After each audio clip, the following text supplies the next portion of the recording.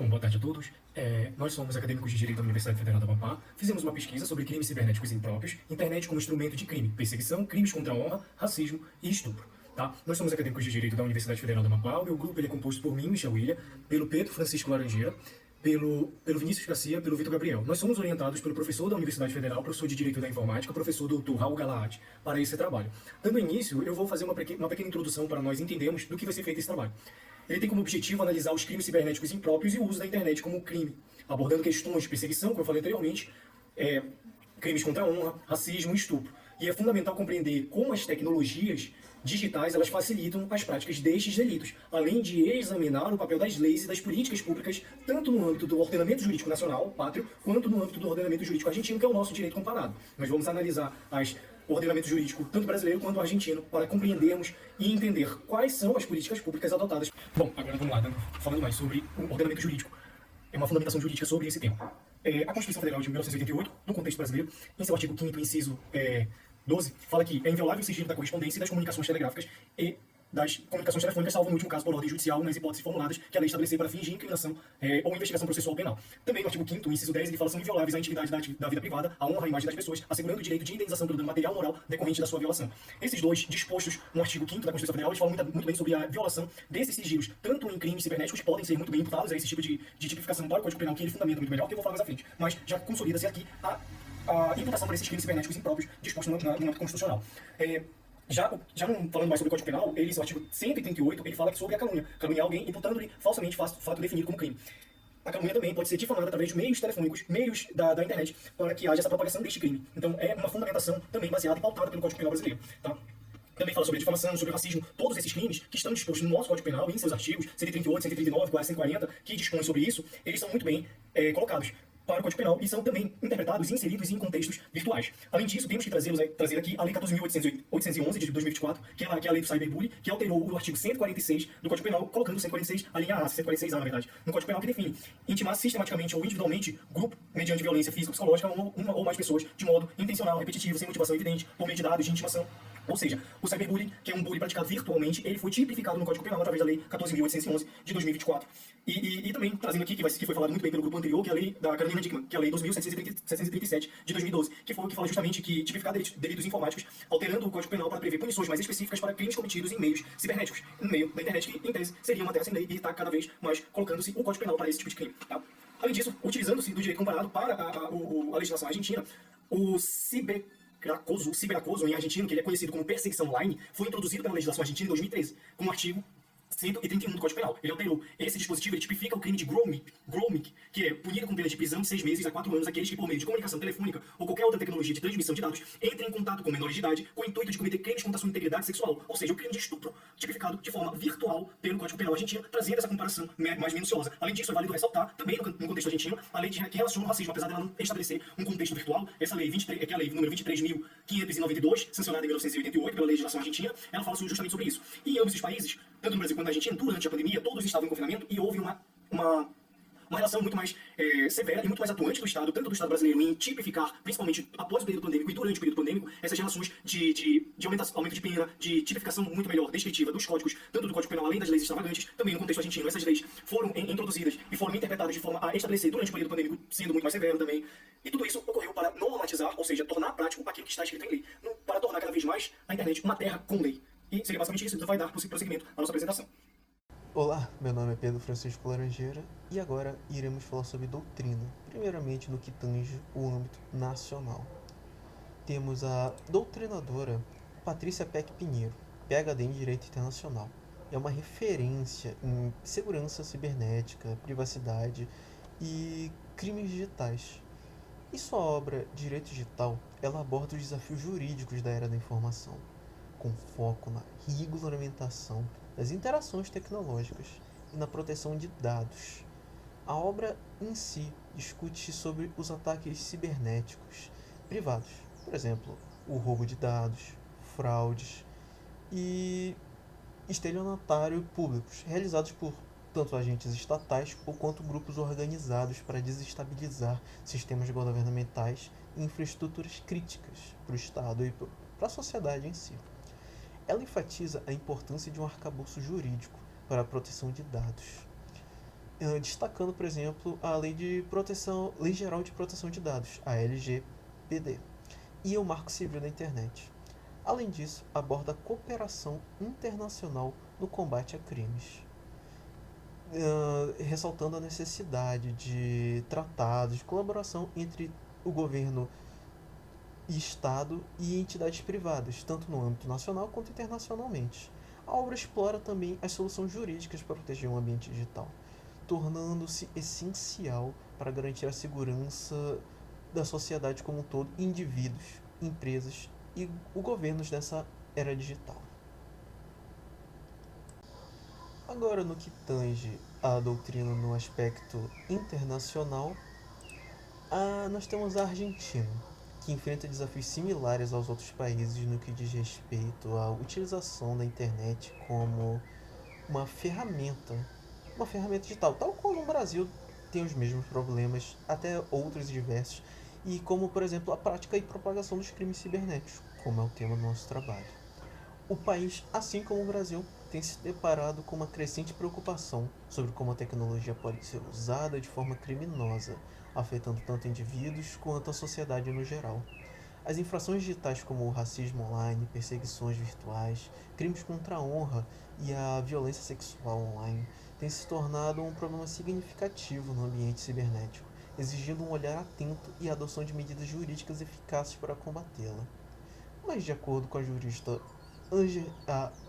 argentina Maria Angélica Gelli, as legislações precisam ser adaptadas para o novo contexto digital, onde as vítimas são múltiplas e os agressores podem estar localizados em qualquer lugar do mundo.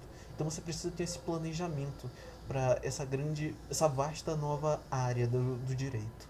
Essa perspectiva também destaca a necessidade urgente de uma revisão e atualização das legislações nacionais e internacionais, a fim de responder adequadamente a esse problema de ataques cibernéticos no geral e fazer com que essa região digital seja mais segura socialmente e você tenha o direito nessa nova área, independente da sua localização geográfica.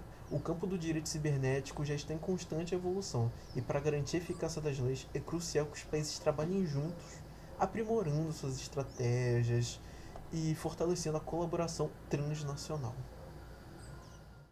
Bom, meu nome é Vitor e eu vou falar sobre as jurisprudências nacionais. Bom, inicialmente falando sobre o TJAP, como ele aborda os casos de calúnia, injúria e difamação cometidos em redes sociais. Bom, o juiz substituto Luiz Guilherme Conversani ressalta a importância de impor as sanções que podem variar de multa a pena de prisão, dependendo da gravidade da ofensa.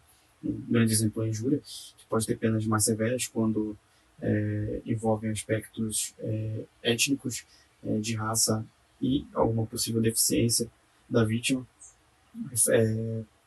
Essa preocupação do Luiz Guilherme Conversani reflete a preocupação do judiciário na proteção desses grupos vulneráveis, também destacando uma orientação do juiz Diego Moura, que fala exatamente sobre como as vítimas devem agir ao sofrer um desses crimes, inicialmente registrar um boletim de ocorrência e reunir as provas, por meio de captura de tela ou áudio, e sempre formalizar essas provas por meio de ato notarial, para sempre conferir validade dessas evidências digitais.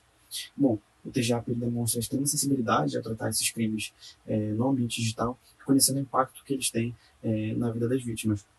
Bom, continuando, passamos para a jurisprudência do STJ, que fala sobre a competência para julgar os crimes de honra praticados na internet. O tribunal reafirma que a competência determina-se pelo local onde a ofensa chega ao conhecimento da vítima ou de terceiro.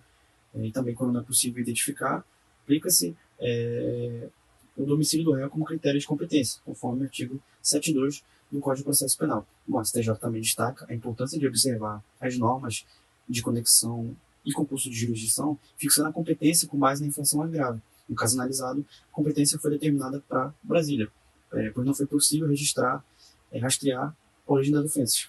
A decisão reflete a adaptação das normas processuais penais à realidade digital, sem necessidade de mudanças legislativas, demonstrando a capacidade do judiciário de interpretar as leis de forma a atender às demandas da sociedade digital. Também de forma a proteger as vítimas de crime cibernético, especialmente no contexto da internet, que facilita a disseminação desse tipo de crime. Bom, continuando, abordamos também uma jurisprudência do Tribunal Regional Federal da Quinta Região, que trata de um caso envolvendo crime cibernético impróprio, que envolve também fraude financeira. O caso ele representa uma crescente na complexidade dos crimes cibernéticos, especialmente os impróprios, que são aqueles que a internet ou sistemas informatizados são utilizados como as ferramentas para a prática do delito, como fraude, estelionato, lavagem do dinheiro. Nesse caso, a organização criminosa atuava em vários estados da nossa federação, demonstrando a transnacionalidade e a sofisticação desses grupos, que se aproveitam da tecnologia para ampliar o alcance e dificultar a ação das autoridades. A decisão ela destaca as medidas investigativas avançadas, como a quebra de sigilo bancário e fiscal, escutas, apreensão de bens, para desarticular essa rede criminosa. Essas medidas são essenciais para lidar com a complexidade técnica que caracterizam esses crimes cibernéticos. A reflexão que trazemos seria sobre a adaptação do sistema de justiça em lidar com a transnacionalidade e o anonimato, ademais da complexidade técnica dos crimes cibernéticos, demonstrando a capacidade do judiciário enfrentar esses desafios. Boa noite, meu nome é Vinícius e eu vou tratar da jurisprudência internacional. Abordaremos a decisão argentina sobre crimes cibernéticos e proteção de dados pessoais. Bem, a Argentina tem adotado medidas progressivas no enfrentamento de crimes cibernéticos, especialmente aqueles relacionados à proteção de dados pessoais e à repressão de crimes como perseguição online, racismo e violência sexual na internet. Um exemplo significativo dessa abordagem é a decisão do Tribunal de 6 de junho de 2024, que discutiu o uso da internet para violar direitos individuais, ressaltando a necessidade de adaptar as normas jurídicas à nova realidade digital. O caso envolveu a aplicação da Lei de Proteção de Dados Pessoais e o mecanismo do habeas data, com o objetivo de garantir a privacidade dos cidadãos. A decisão revogou uma sentença anterior e determinou a eliminação de dados de saúde armazenados durante a pandemia, entendendo que tais dados já não cumpriam mais a função essencial. Essa decisão reflete a crescente preocupação com a privacidade no ambiente digital, onde crimes como perseguição e violência sexual se tornam cada vez mais prevalentes. A jurisprudência argentina sublinha a necessidade urgente de ajustes nas leis para enfrentar a complexidade dos crimes cibernéticos e assegurar que a justiça se mantenha eficaz no contexto virtual. A Argentina demonstra, assim, um compromisso sólido com a segurança digital, buscando soluções inovadoras para combater infrações na internet. Esse contexto é relevante também para o Brasil, onde o aumento dos crimes cibernéticos demanda uma revisão urgente das legislações existentes, com o objetivo de garantir a proteção dos direitos fundamentais no ambiente digital. A decisão sobre o habeas data e a proteção de dados pessoais serve como um exemplo importante para o Brasil e outros países, destacando a importância de práticas jurídicas adaptadas à era digital no combate aos crimes cibernéticos e na proteção da privacidade dos cidadãos. E agora, concluindo a apresentação, a análise dos crimes cibernéticos, como perseguição, crimes contra a honra, racismo e estupro, destaca os desafios enfrentados pelo Brasil e pela Argentina no combate a esses delitos no ambiente digital. Ambos os países têm se esforçado para equilibrar a proteção dos direitos individuais com a repressão a crimes na internet. No Brasil, a legislação como o Marco Civil da Internet e a Lei Carolina Dickmann desempenham um papel fundamental no combate aos crimes cibernéticos. A jurisprudência tem se adaptado para punir delitos como difamação e racismo online, além de reconhecer o estupro virtual. Nesse contexto, a atuação das plataformas digitais e do judiciário tem sido crucial para enfrentar estes desafios. Na Argentina, a Lei de Proteção de Dados Pessoais e de Defesa da Concorrência também busca regulamentar o uso da internet e combater os crimes digitais.